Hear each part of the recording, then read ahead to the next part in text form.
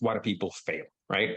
So I've lost $1 million. I've made tons of mistakes. I've invested in people or traffic people. I didn't follow through. I've screwed up a lot. The reason I've succeeded is because I haven't stopped.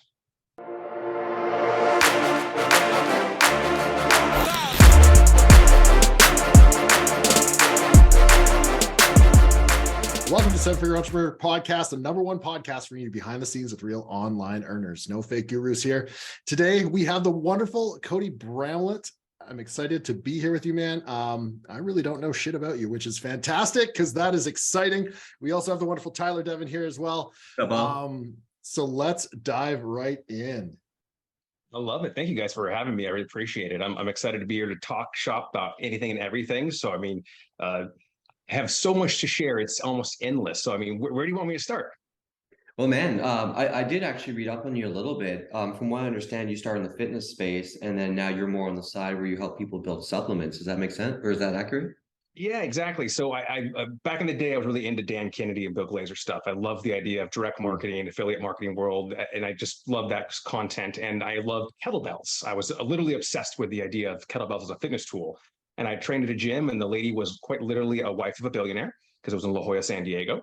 And one day she just closed the shop and left. So I reached out to like 40 members, started the gym, grew that to almost 300 people over the years, and realized there was a need from customers, from my clients, and that was nutrition aspects and the idea behind that supplementation. They'd bring in, a bottle of protein powder that cost them $90, and it had no protein in it. So it kind of irritated me, and I went on the journey for trying to build a supplement product and brand. And that led me more into the affiliate world, which I had already dabbled and kind of understood a little bit about. And after I launched my first offer, it took me about a year to get it up and running, maybe a little longer. And I did my 3.5, 4 million my first year. And then from there, it's just been growth. I think we've almost cracked 60 million as of right now into 2022. Very good. Congratulations. Wow, that's super cool. There's so many entrepreneurs that come from the gym background or like personal trainer or whatever, but there is like, man, there's got to be dozens of them. It's the hustle. So as a gym trainer and owner, you have to hustle to convince someone to do something that is completely against their inside, the whole idea of human body is conserve energy. And so going to exercise is the opposite of what your brain wants you to do on a neurological level. So you're convincing someone to do something they don't want to do over and over and over and over and over again and pay you as much money as you can at the same time. Valid. So that hustle, I think, develops a lot of people who are seeking solutions in the world of marketing and sales and trying to reach more people, because the gyms, you hit a cap, right? We had 300 people. I was losing my mind at that point, and it was exhausting. Yeah. And the paychecks weren't that great. And so I was just like, how else can I make more money and do less work? Yeah, I love it, man. Very true. Persistence is key. Yes. What was the first supplement product you launched where you did 4 million that first year? It's been the consistently best product still. It's really simple. It's a white labeled product that anybody can buy from any store on earth, but I somehow sell millions of it a year. Turmeric with bioprene. Really? I was the first one in the direct marketing affiliate space to sell a supplement outside of Organifi. I launched right before this other company, can't remember the name of it. They launched right like a month after me. And so in the direct marketing world, there's ClickBank and Buy Goods, these big networks. And I was able to get on one of them and just go. And because no one had supplements, everyone just started driving traffic to me. So most people were used to sending their emails to offers to $7 fitness products and exercise and diet books, things like that. And so when I came out with a supplement offer, it was just like, what is this? And it just converted, 1.5%, 2% every single day to every single affiliate. And it was just like printing money. My problem was trying to keep up with inventory and how the heck to get 25, 30,000 units of turmeric in the warehouse every month and not run out of stock. Dude, that's a good problem to have. Yeah, no doubt. Very cool, man. That's awesome. Well, congratulations on your success on that. It's been fun. It's just grown from there. And, we have long form offers, video sales offers, e-commerce offers. And I've taken it from that aspect to really focus on building a team. I just did the math today. We have $1 million payroll right now, which is kind of insane to think about. But we built this massive team of people to be able to build offers, turn them out, get them out to affiliates. And then I've developed a coaching program to help people who want to do this exact same thing do it as well. So I'm just constantly trying to continue my evolution of learning and education and helping others. I love helping at the gym, not to help business owners, and all while making money and living my dream life. I love it, man. That's awesome. I'm really curious on the supplement business. So, we run traffic. That's what we do, right? So we run traffic on Google, TikTok, Facebook, and we have a lot of email lists we built up. So that's all we do. And we built some owned and operated lead gen properties, and that's been great seeing that side of the ownership as opposed to just running the traffic. Just because there's so much more flexibility, you get to use the lifetime value of the customer, but obviously that comes with some of the challenges. So I'm kind of really curious, man, just talk about like some of the challenges you run into having your supplement brand. How come? Because there's a lot of people that try, but there's a lot of people that fail, right? So like, what do you think it is that kind of causes that? And then maybe dive deeper into the opportunity of owning your own supplement brand. Oh, I'd love to. So this is quite literally the reason why I started the course. I've lost $1 million, not in revenue, in profit. That should have been mine to take home to buy a vacation house. Like this, $1 million less I have less in my life. And I've done all the research and kind of looking into my soul and business of what those mistakes were. And I think the first one is I started out with that entrepreneurial mindset of I'm going to do everything myself, and that this business is mine. Whereas when I left the job, right? I left my sales job. I left before my gym because I hated the 9 to 5. I hated being told to do. I hated doing technical reports. I just hate everything about the idea of corporate world. But unfortunately, a business is that. You have to treat it that way. Can you make it much better and friendlier and not so, evil like my job was before I owned my gym? Yes. But I had that idea that I could just do it all on my own, winged it, tried to bootstrap everything, tried to invest nothing and take all the money and capital out myself. And it literally almost failed after the second year because I just was not treating it like a business. I was treating it like a hobby or like just a side gig, right? And that's the first thing people make as a mistake. They think that every penny that comes in is theirs. In reality, the owners eat last, right? You have to build it up big enough that the what you're eating last is gigantic. Totally. That's the key behind it. So that's the first thing I think would be it. After that, the next thing would be learning to build a team, right? So I wish I would have taken more managerial classes in college. I wish I would have understood the idea of org charts. I wish I would have understood the idea of who you need to bring on your team first. If I started again tomorrow, it would be a salesperson, an operations person, and then a CFO. That'd be the order I'd hire people in my restarting of my business. The CFO was the last person I pretty much hired, which was like, when I finally did, I was like, oh my God, why didn't I ever do this before? I've been stressing my life out, looking at numbers and not understanding anything. And the CFO is just like, here you go. So that's kind of two of the first things I would look at if you're starting on your own. And why the big question you said there was, why do people fail, right? So I've lost $1 million. I've made tons of mistakes. I've invested in people or traffic people. I didn't follow through. I've screwed up a lot. The reason I've succeeded is because I haven't stopped. So great example. I said earlier, turmeric is the thing I've sold the most of. And that's been over the course of 6-7 years. There's been years where it's not the most by any means. So it started out as a long form sales page with a 136. I evolved that offer to a free plus shipping offer. Get a free bottle, just pay the shipping.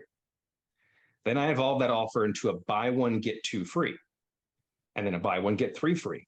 And then a buy one, get four free. So now I've been able to work the entire system and funnel out, give massively to the customer who's investing very little, and be able to wow the affiliates and traffic sources because I have a high converting offer for people who like supplements.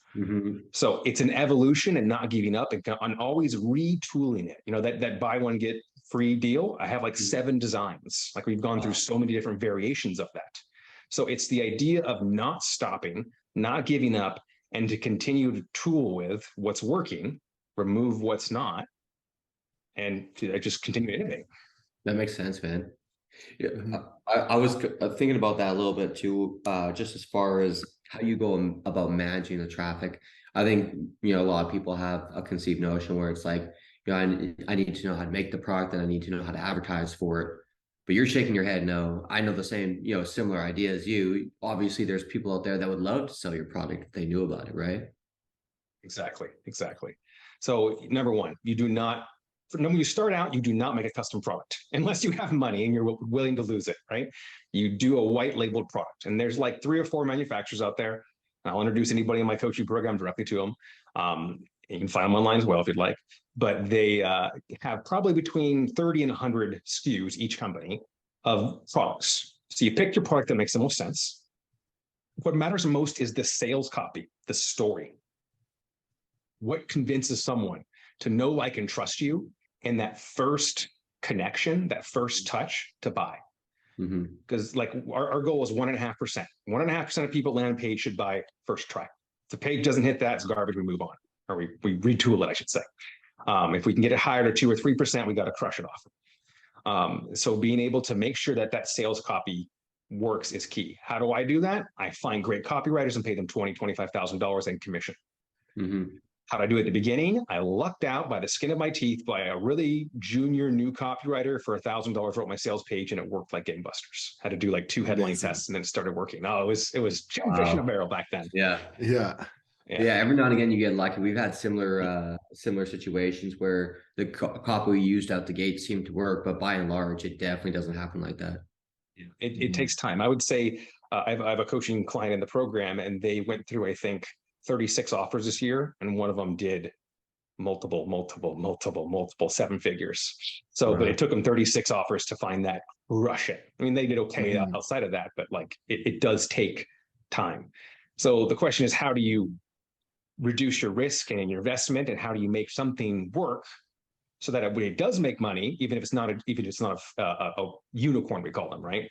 And the keys is just there's systems, there's protocols, there's things you want to make sure you have. There's the correct funnel with the right upsells and downsells, making sure that's customer oriented, and all those kinds of things will help make that work. But so back to the original question, you don't need fulfillment, right? I mean, you don't need to do your own inventory. You don't need to do your own fulfillment. Guys do that automatically. You don't need to run your own payment platform. You do ClickBank or Buy Goods or Digistore, because those 3 platforms will take care of the processing, and they'll pay out your traffic sources directly. So you no longer are a risk as well, and the industry doesn't know you. And then how do you find traffic?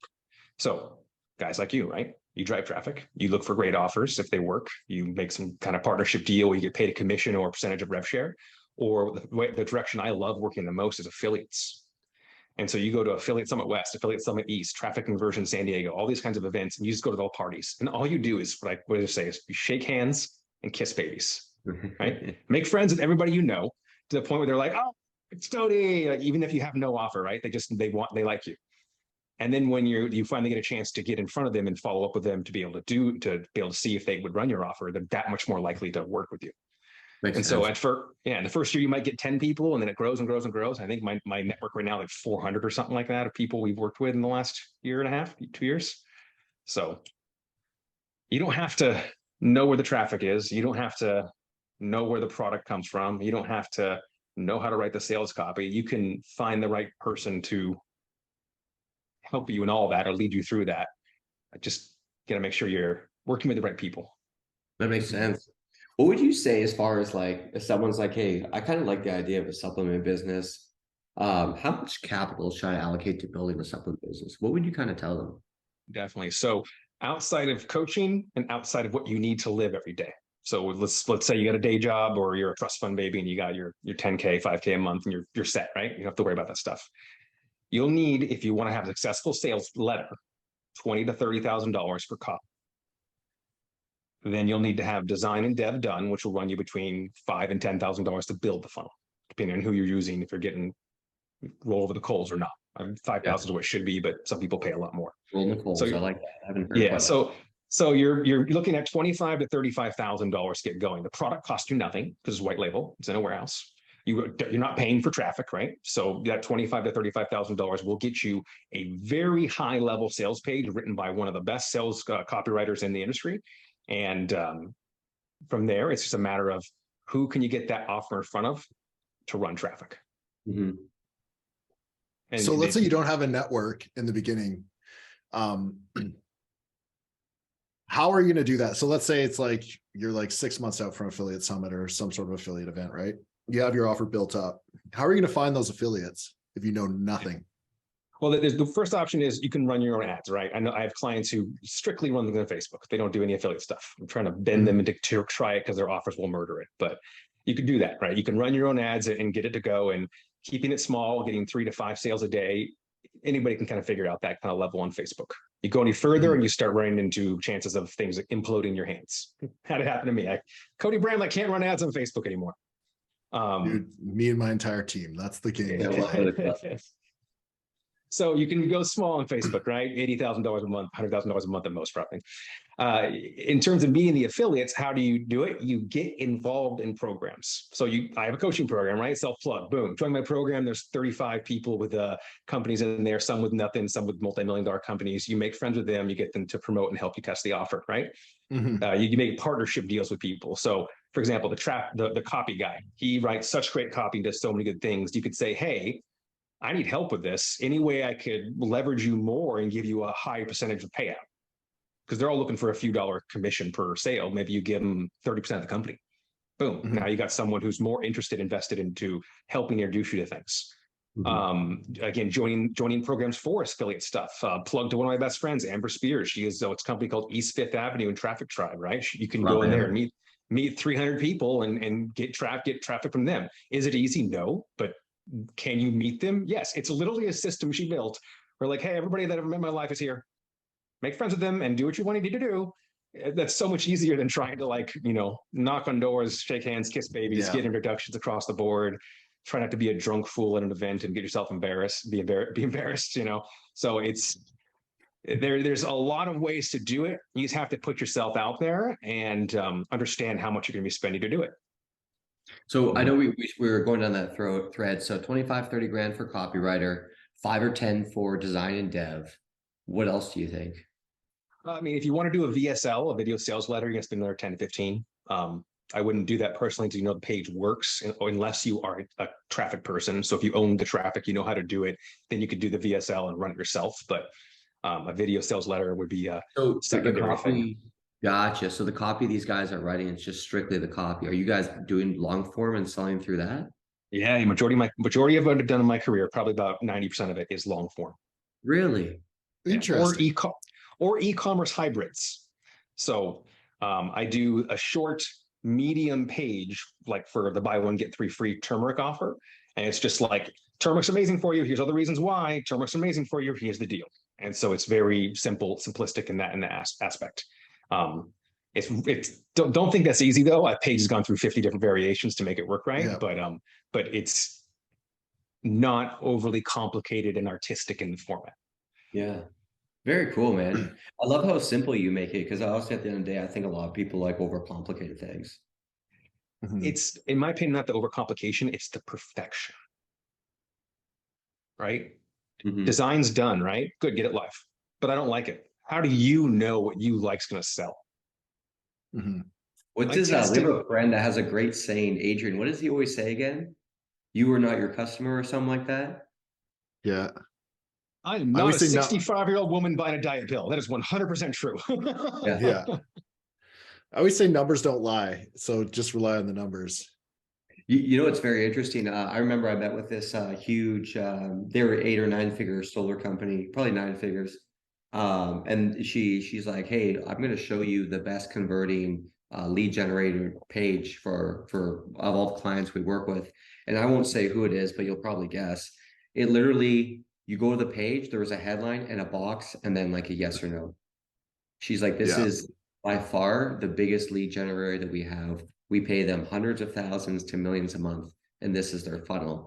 And to her, it completely blew her mind that like homeowners would go through this funnel and then invest $30,000, $50,000, $60,000 in a solar installation coming from this funnel. But it goes back to what we're talking about. You are not your customer. Credit to Adrian Morrison for that. Exactly. It's so true. Data proves everything. Good example is we came out with a gummy product this year. We call it Beach Ready Bites. And the whole idea is it helps you lose weight. It's got some good probiotics in it. It's a cool product. It tastes delicious too. Problem was we colored it and themed it to a much younger audience, which we didn't catch on until the diet season kind of ended. So it did okay, probably $1 million this year in revenue, but we were hoping for like 10 or 20 from this one offer. We're going to rebuild that one this year, and we have multiple variations set up to a much more what we think to be the right target. You know, I love the other one. I thought the colors were perfect. It popped great. It had everything about it sung to me and what I wanted my company to be. But obviously, I'm not my customer, so we're trying to stab that one again. It's well, like it's we're going with like darker, warmer colors. The product name's changing to morning rituals from Beach Ready Bites. So we're trying to like the idea of something you do on rituals like every morning. The copy's changed ever so slightly. We talk a lot less about beach bodies and, you know, having your results for summertime, more about like just living a healthier life and, you know, losing 5 pounds kind of thing. So it's that's a change in it. Yeah, I think that's a perfect example how you can rejig the same product and go after a completely different market. Yes, 100%. I mean, think about this too, like that buy one, get 3 free turmeric offer. And by the way, people have tried to copy me, and I've not heard of anybody that succeeded. I've seen multiple offers like this come up on ClickBank and then disappear. So that offer could be done for every niche of personality there is. You could make a turmeric B1G3 offer for a religious crowd. You could make one for women. You could make one for men. You could design that page 30 ways. And probably if you had access to a good traffic person, do really well in each of those type of niche spaces versus just a generic one like we've created that kind of covers all bases. So there's a million ways to slice it. Yeah. And I think people just need to be thinking about that. How do you think about that? Look at Walmart, look at Costco, look at these giant companies and go, what is this product doing that I'm not? How can I get inspired from that? I love it, man. People get so hung up on their like initial idea of the product that they just can't look past that. And once again, you're not your customer. Oh, I thought I had to sell turmeric for my first 2 years. I thought it was my thing. I was a turmeric guy. I tried making turmeric tea. I tried doing different turmeric products. Nothing worked because it's all about the actual marketing and sales process and funnel, not about the product. Product's the least important thing on earth. I've seen the shittiest products on earth sell $100 million, and I've seen incredibly great stuff not sell 50,000. Yeah, I love it, man. Let's talk about what kind of structures or deals do you arrange with affiliates to really like get them interested in run your product? Like I imagine what I would do, say I built a product, I'd probably, you know, go to some list owners that I know and probably pay them a CPC and just see where it came in at, just to get an idea. That's obviously not a risk-free approach because I'd be committing a certain amount of money and I might not sell any, but at least I'd get guaranteed traffic.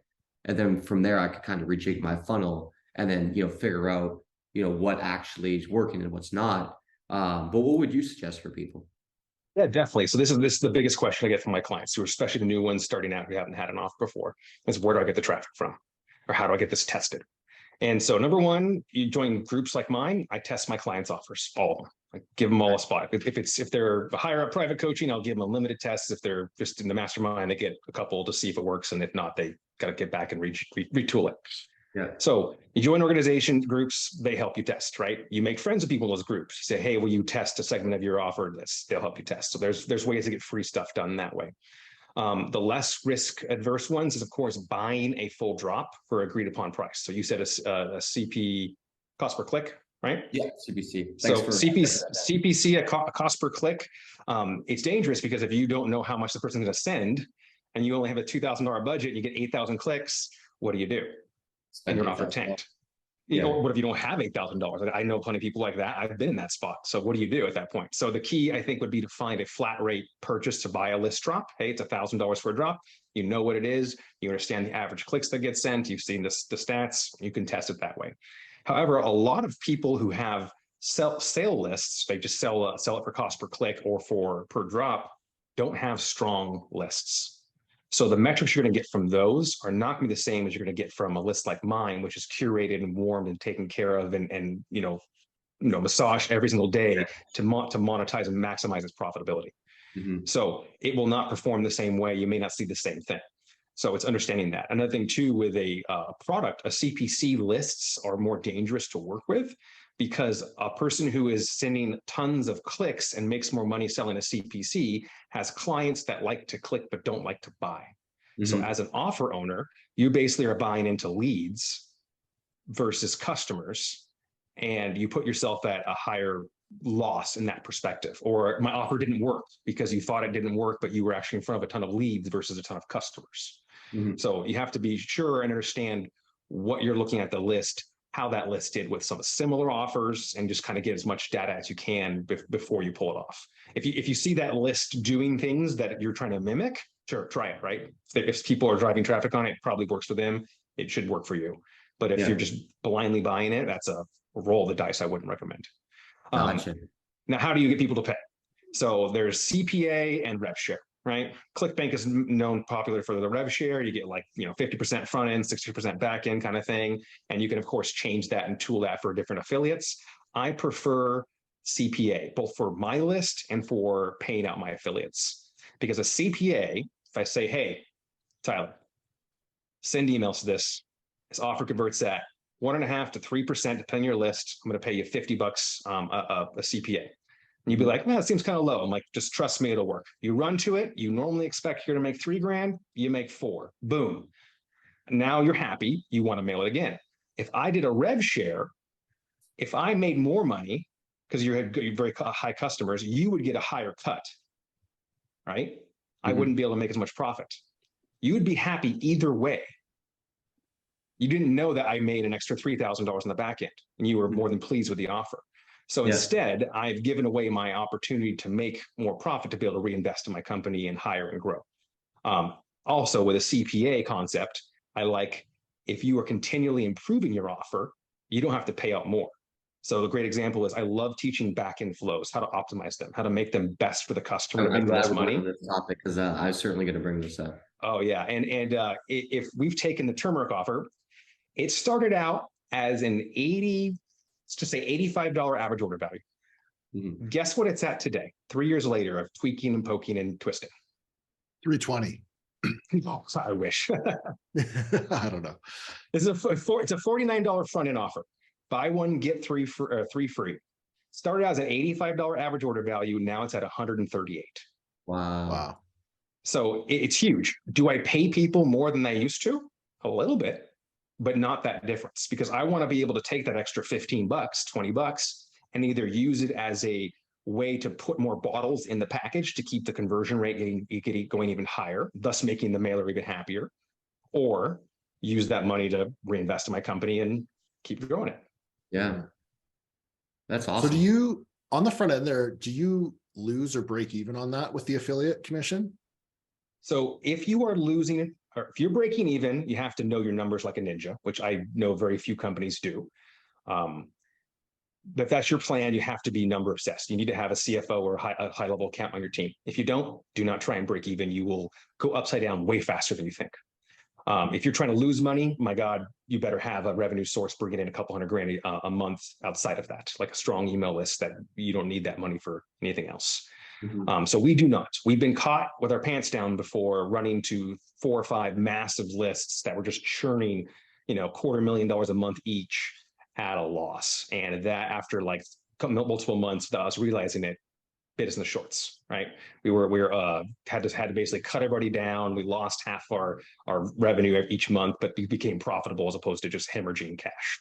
So you got to make sure that if you're break even, you know your numbers perfectly. If you're losing money, there's actual plan and strategy behind that. So I recommend everyone to shoot for making a 10% profit on the front end. Oh, gotcha. Cool. Because that is a challenge to do in this space too right now, especially with how high commissions have gotten in order to compete. So if you can make a 10% profit on the front end, that's awesome. Then where do you make the rest of your money? It's completely on the email list. And I have an entire strategy for turning one email list into 5 and using your in-house, using yourself as an affiliate so to make sure that you're not confusing your sales team. And that's entirely where your profit comes from. So a good example is, I think last month we brought in $250,000 in our email list in terms of profit, and our sales on our front end was about 80 profit. So it's massively on the email side where our profit comes from. So as these companies start to scale and grow, it's all about building that email list, taking care of it, helping it grow, because you will make amplitudes more money off those customers long term than you will on those front end things. An email list is such a beautiful thing. It's almost like an ATM on demand. Like when you need to make money, you literally spend 15 minutes, send out an email and immediately start generating commissions and sales. It's one of the most magical things out there. And also from like a business stability point of view, like I'm sure you've ran into, well, you kind of mentioned like Facebook will ban you, TikTok will ban you, Google will ban you. Or if they don't ban you, there's just issues that arise or you're losing money. The cost to email people is almost non-existent when you think about it. Like you can have, you know, a $300 a month account with GetResponse and you could make $5,000 in a day. Do you care about that $300? No, you don't at all. If anything, it's like a donation. But it really helps you round out your business and provide stability. I think one thing, because we know we do everything in the lead gen world, and a lot of people have these ups and down type businesses like roller coaster. When a campaign's rocking, you feel like you're on top of the world, but something always happens. Maybe you're doing auto insurance and now there's a geo restriction. Well, that's where your profit was, or whatever it is, or your payouts get bumped, or you know, some advertiser gets upset and you lose that advertiser. And so now you go from making all this money to making nothing. But when you have that underlying email list, it's almost like your internal Facebook, your internal Google. Like you have direct distribution to these customers. I think it's a gold mine. It is, and it has to be treated correctly, because I have multiple people I've worked with who should have larger email lists than me that make more money, and they're making them $5,000, $10,000 a month. Let's talk about that. How do you go about curating your email list so that they buy from you not once but like ongoing, and not only your products but other products you recommend? Definitely. So let's walk through the beginning to end. So number one, you have an appropriate 7 to 10 day warm-up sequence after someone purchases. So this is a very much, I love you, you're a part of the family. I love you, you're part of the family. Here's free stuff. Here's free ebooks. Here's free stuff. I love you, right? As much love as possible. Here's the product you're going to get. Here's all the information about it. Here's a video of me trying it, right? Just give as much love as you can. After that, and this is, by the way, every day send an email. After that, they start getting broadcasts. Now, assuming you have a big enough email list, which you need about 1,500, 2,000 people to start making decent revenue on to dedicate time to it. Let's say you have that 2,000 to 5,000 person email list. You should be emailing them every single day. This is a religion. This is a day job. This is not a hobby. This is not something you should be doing on the side. It is a consistent machine. And that's so important. So many people I meet are like, well, but they'll get upset and opt out. Okay. And so you're going to email them every day and lose 10% of your people, or you're going to email them twice a month and have touched them twice versus 30. Which one's going to make you more money? Which one's going to support the business more? You know what's very interesting about that? We have a lot of discussion about that internally. Sometimes we have mailers and they'll be like, hey, like the opt-out rate today was like 0.6. I'm like, what was your click-through rate? And they'll be like 14%. I'm like, who cares? If you have that many more people clicking through, and that's not common for us, we don't normally see those type of CTRs, but when you have that much engagement, you're going to have a high opt-out rate or 1% opt-out rate. But if you're clocking a 10 to 1, for every 10 people that click your link to your offer, one person opts out, in my books, you're doing well. Yeah. So you take that list, you email them every day. So it doesn't have to be an offer. It could be love, could be a question. Ideally, you want them to respond back to you. Like before you do a sale with a coupon on Friday, because you want to do a coupon sale, on Wednesday, be like, hey, respond back to me if you want Friday's coupon. You don't have to answer a damn email, but you just created that dialogue in the world of the internet, and the ISPs now suddenly like you because they're getting connection. Great point. Email delivery. Yeah. So important. That helps. Then you send out your email for it to give them the sale. How do you promote other people's products? You just promote them.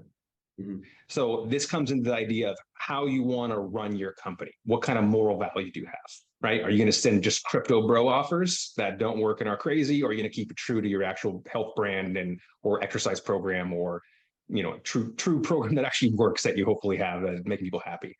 So let's go option one. I want to be as clean as possible. I want to be like an e-commerce company. I want to be like a brand. So what you do is your main list is there to just email internal offers and love. You will send 5 to 7 emails a week. You will run a sale every single week for 1 or 2 days. And that's how you're going to take care of that list. Over time, if you can, you'll run more internal offers as you develop more products. But the key is always giving someone a reason to buy your product. You keep that there. That's if you are wanting to protect your brand. Then you make a duplicate list. My wife, right? She has a cookbook. Boom. I'm going to give you a free cookbook my wife has because I want you to eat healthy. It's delicious. She has a recipe for cheesecake. It's going to knock your mother-in-law's socks off in the email. The next day, they get an email from my wife or whoever you want it to be, right? And that list doesn't care about a brand. That list sends to anything about anything. Or you could do it again on a third list, kind of same kind of concept. You could have a health list more for women, and you could have a tech list more towards yes, my Uncle Jimmy. Yeah. And what happens is over time, in about a 60-day span, 80% of customers will self-select one of the lists. And it's weird because they all kind of become the same size. You think you'd have one list that's massively bigger? Nope. They all just kind of even out. We got one that's, the main list is probably 20% bigger than the other list for us. But the other, everybody just kind of opts out, like, who's this Cody guy? I don't give a shit about him, right? And they go, oh, I love Mary. I love her cookbook, right? Or I love Dr. Sterling. I love his chiropractic advice, you know. So they'll go to those lists. Those lists too should also have love. You know, every single month there should be blog posts and things like that happen. But the point is that you can separate your lists out. So that's how you can start sending different types of offers. Now, list health. Now, earlier you said 15% open rate. That's awesome. Or click-through rate. Yeah. What's a good open rate for you guys? It really depends, but like on some of our bigger platforms, we're probably consistently 20 to 30%. And then our click rates are anywhere on average 0.5 to 3%, depending on what we're running. So but for us, we run aggressive segments to do that. Yeah. Though. So in our health space, we used to be 20-25. That was the goal. You were doing that, you were golden. But when the Apple stuff changed, we got scared and had to start, and we saw profit drop. So we now shoot for 35% open rate. Nice. Because we know we're getting lies. Like not all of them are actual opens. So 35 is kind of the baseline we're shooting for. And then we also judge everything we do by the ECPM, earnings per 1,000 emails sent. And this allows us to tell if offer about crypto and offer about weight loss, how well they compare based on how many emails were sent and how much money it makes. So making sure you have a massively high open rate, you're judging by ECPM to determine how well the buyers are responding. And then we do a lot of cool strategies on reactivation as well. Very cool, man. We calculate on ECPM too. And then we actually broke down another internal variable we made because we wanted to distinguish, was it the subject line that was good that got that many more opens, or was it just the copy? And so we built internal metrics around that too, but it's always based on, you know, on average, what were your earnings per 1,000 emails? And then we make decisions off that. That's cool that you guys do that as well. Oh yeah, we go crazy. I'm going to pop it open just because I want to see it real quick. But we have, whenever we test an email for internally or for clients, first test drop, just tested an awesome shampoo product for one of my coaching clients, right? Just yesterday. So we look at so many metrics and track them all. First off, we look at the variable split because we're doing usually a 3-way split test, A, B, and C for emails. We monitor the winner. We monitor which list it was on, the campaign name, the from line, the subject line, how many were sent, opens, open rate, clicks, click through sent, click through open, conversions, ECPM, conversion rate, and then revenue, and then versus the existing revenue or average revenue or average ECPM. So we're trying to see across the board too. Can you tweak a subject line? Can you tweak the beginning of the copy? What can you do to try and refine that further? Because if you could increase it by 10%, I just made the company $250,000 more this year, which is a fat bonus from my staff and a fat bonus for me. No, nice. Actually, so Gabe and I used to run some e-commerce, and Gabe had this. Well, I don't know where he got this idea from, but the thing literally landed like gangbusters. It was basically called what was it, like broken box, or what was it again? Dented box. Oh yeah, dented box sale. Oh yeah, those are great. So when you are doing your internal stuff, always having a reason why is key.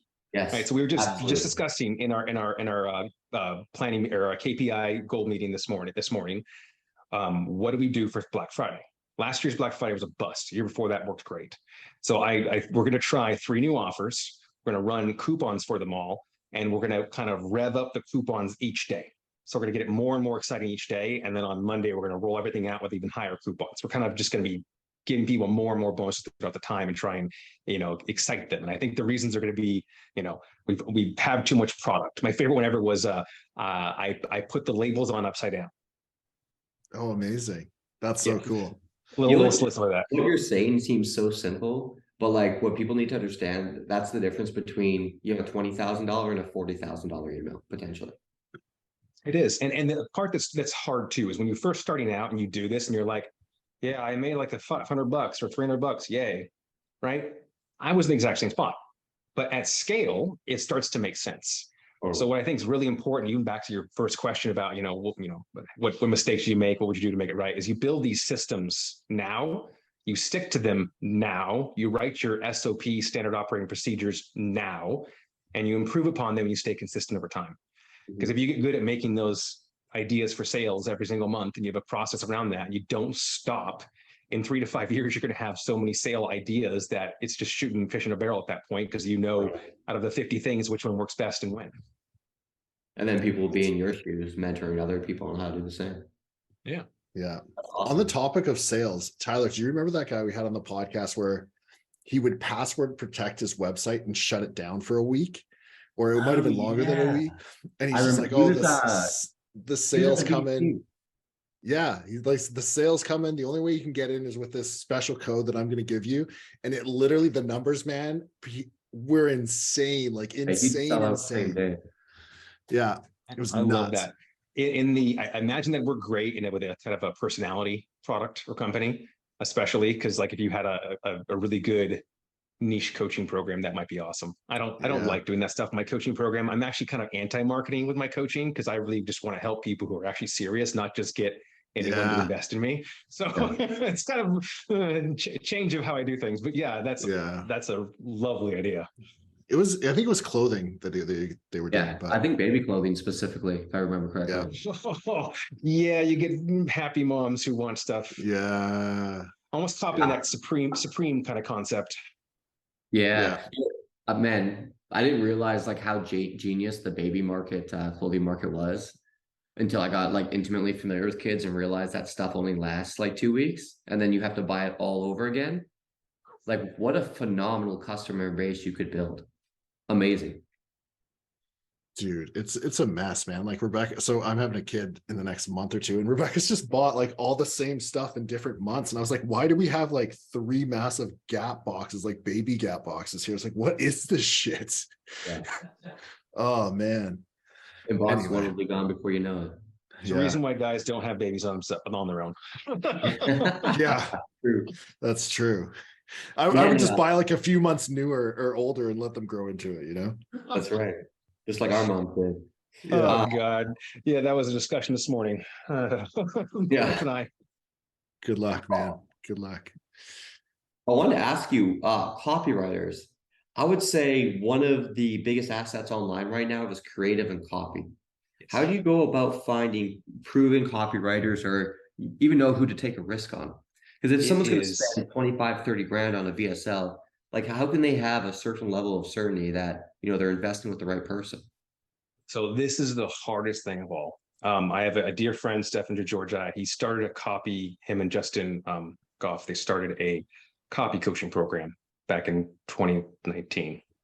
And they have built the idea for direct marketers in the affiliate world up, copywriters up, that the costs have doubled in the last 2 years because there's a lot more education, a lot more knowledge, but also a lot more just grandiose self-ego among new copywriters who haven't proven themselves like the people who lead the programs.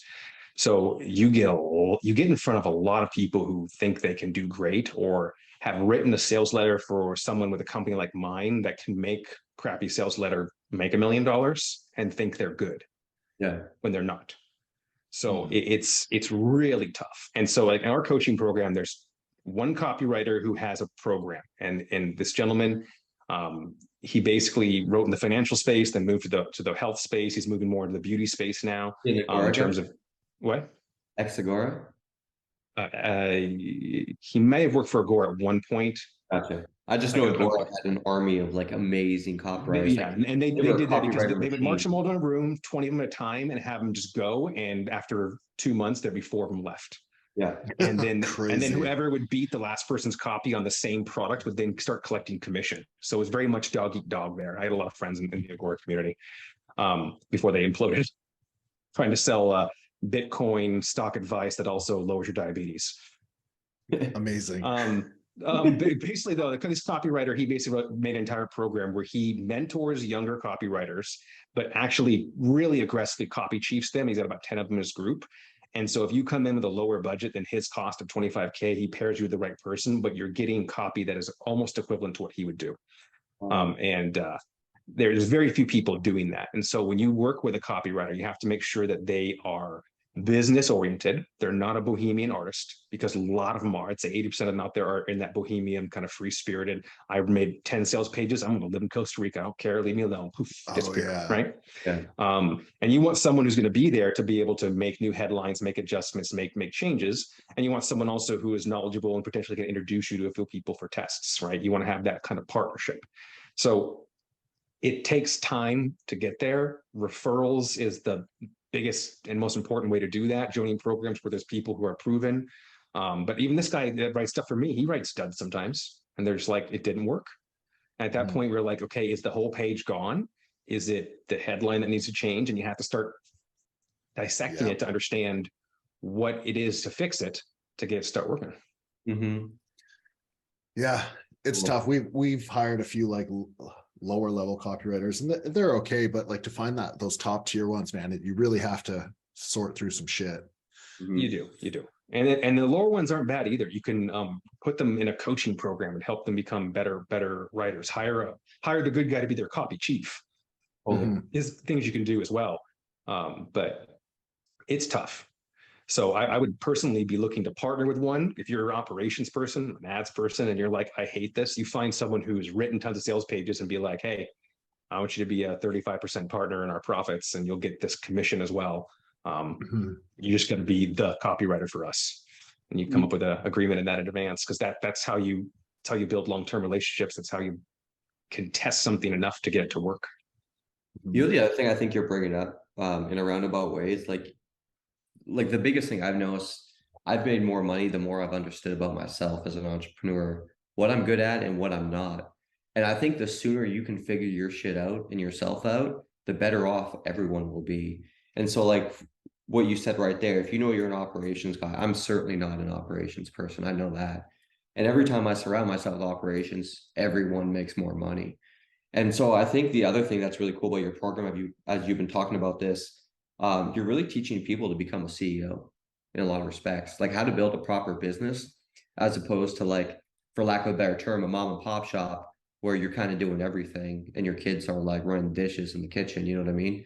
Like really bringing on the right people. And it does take an investment, but like long term, this is how your business should end up. And you're going to get there a hell of a lot quicker than if you're trying to do everything yourself. Because just like to run, ads at Gabe's level, Gabe, how long have you been doing that for? I don't know, man. I've been saying 15 years forever, 12 maybe. Yeah, well over a decade of like repetitive 12-hour days. Not every day, but a lot of long days. You're not going to compete with Gabe. He's going to blow your socks off. And you need to understand that. But if you can really build a business and talk, go about what Cody's talking about, you can actually build something that can essentially ideally grow without you even having to be there, a true business as opposed to like a self-employment opportunity. It's true. In the coaching program we do a weekly coaching. So three video lessons a month, and then one Q&A, right? So one of them is from my COO, Malai. I have invested hundreds of thousands of dollars in coaching her with high-end coaches to become a better COO. Her first talk in her entire program is the first video in the mastermind you can watch. Are you a visionary or an integrator? And how to find the opposite person. That is key. Because I'm a visionary, right? I try to be an operator, and I operate myself into a spiral or into an obsessive corner that gets me nowhere. my CFO had to basically fire me from anything regarding money recently, because I was like obsessing over technicalities that meant nothing at the end of the year. Just making her spend hours a month just chasing things that are pointless. So if you're a visionary, you have to be that. You have to figure out how to bootstrap, get the company going, do any kind of shaking hands, kissing babies, salesman approach you can. And once you have funding, you find that operations person, you find that salesperson, you find that financial person, and have them help build teams. And you continue to push the vision of the company forward, and you'll succeed. If you don't have that, visionary, where if yeah, you're you're the hands-on person, find the visionary, find yes, someone who can take your idea and tenfold it. If you get that marriage right, man, watch out. exactly. And the key to it all, everybody's like, well, yeah, but you're already successful. But if I had this thought process when I started, I wouldn't have gone through that almost business failure at year 2 and at year 4. Mm-hmm. I wouldn't be $1 million less rich. I'd be $2 or $3 million more rich. Yeah. Yeah. And so that is the crucial thought process behind being prepared. Your growth could have been faster as well. Yeah. I look back now in the first 8 months of my operation, I didn't know what I was even doing. I'm like, how am I even getting traffic? Like, why is this happening? Why did this person email me? Like, none of it made sense to me. It's completely Who do I owe money terribly to? running a What's company. happening? Yeah. That's funny. Another thing I want to bring up, because it's a lesson I've learned, and it's kind of it goes in with what you're talking about. So I'm a fan of joining masterminds when I want to learn about something new. Earlier this year, I spent 50 grand getting one in commercial real estate. And that was 50 grand up front with no guarantees of anything that was going to happen, right? With that said, it kind of led on to a bigger opportunity that literally makes that 50 grand a no-brainer. I don't even necessarily care about the content of the course. Like, obviously this person had content, it's phenomenal content, and I'm on video 3 of 40, and I'm cool with that. And I'll probably never watch video 4. But just by the opportunity I got by meeting the other people in there, and the opportunities that have spun off that, has been more than well worth it. So just getting access is so important. Actually, I saw Alex Hormozy. You guys both, I know, Gabe, you've heard of Alex Hormozy? Yep. I've heard miss. Yeah, so he had this video where he talked about, he's like, now I give money away so I can sit in the room with very high net worth with people. Because like, there's people, you can't pay them for their time. It's just not going to happen. The only way you're going to get time with them is if you're putting money towards something they care about. And that's a level, people should aspire to get to, obviously, because then you're doing good things for the world, and that's awesome. But just access is so important. Like, one relationship alone can completely transform the trajectory of your business, or, shave off 5 years of growing pains and growing lessons. Access and networking, like it's worth it on every angle. It's one of the biggest things that helped me personally. It sounds like it's done the same for you. Yeah, I think back to all the masterminds I was in. I didn't get a resolution from each of them, but it led me to the next step and prepared me for the next thing I was doing.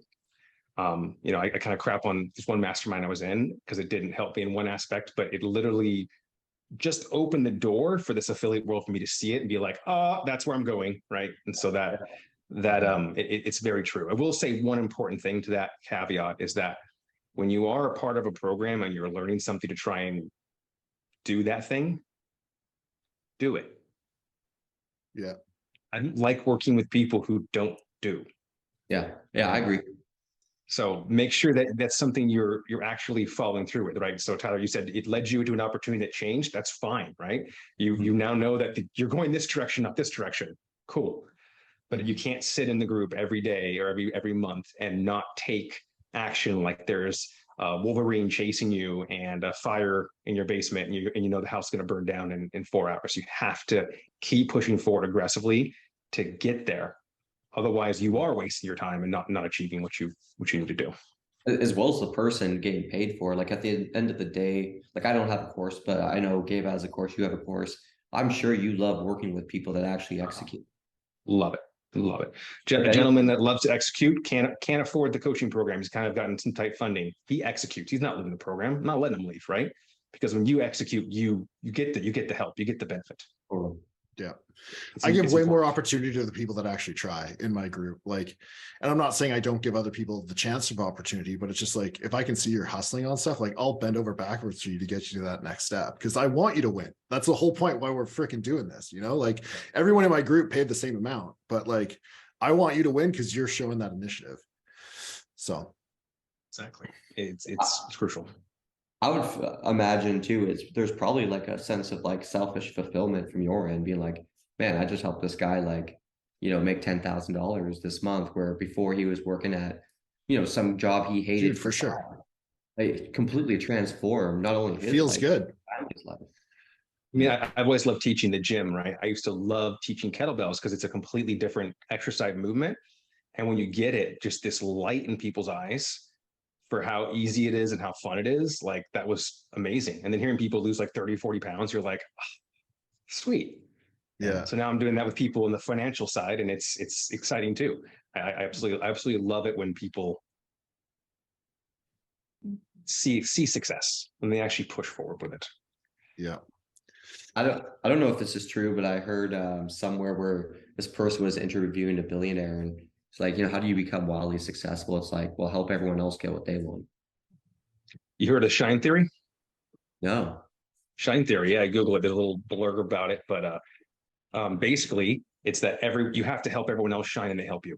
This is like the same concept of it is we all help the tide rise and we all rise with it, right? The concept. So you have to be in doing that. And this is not a you versus me industry. The affiliate world, the direct marketing world, it is completely everyone can synergistically help each other. There's always a way to partner. And if there's not, there will be eventually. I have a call next week with someone who I've talked with twice a year, every year for 5 years. We've never found a way to work together, but I know we're going to do it. And we keep getting on these calls. And one day we're going to be like, and there it is. Yeah. So just keep pushing forward with that. But you have to help people shine, and they have to help you shine, and you're all going to shine brighter because of it. I like that, man. Shine theory. Yeah, I agree. Cool, man. I love that. Thank you for sharing that. Yeah, of course. I feel like we should end on that note. Yeah. I feel like that was a good ending. Awesome, guys. Well, thanks for everyone listening today. For everyone watching, please do not forget to subscribe to our YouTube, our Spotify, and our Stitcher, and give us some 5-star reviews if you're feeling up to it, or don't. It's up to you. We're easy. And then what if people want to get a hold of Cody? Yeah, if they want to get a hold of me, you can find me. I have 2 websites, codybramlett.com. It's a junky website, I'm sorry, but you can click through, or supplementmillionaire.com. And there's a 30-minute video on there explaining the entire course, as well as you can download my Gantt chart and checklist, which is all the things you need to do to launch a brand. So you can just get free content and go if you want, or you can join. And we have digital masterminds. We got the full mastermind, private coaching, whatever it is you need. I want to help you succeed. So just reach out. Awesome. We'll plug it below in the YouTube description. Sorry if you're listening, it will not be in the description, or maybe it will. I'm not sure. I don't know. Can you? I'm not sure. I don't do it. Anyway, this isn't my main business. We just do this for fun. But well, thanks, guys. We'll see you on the next one. Thank you, guys. Peace.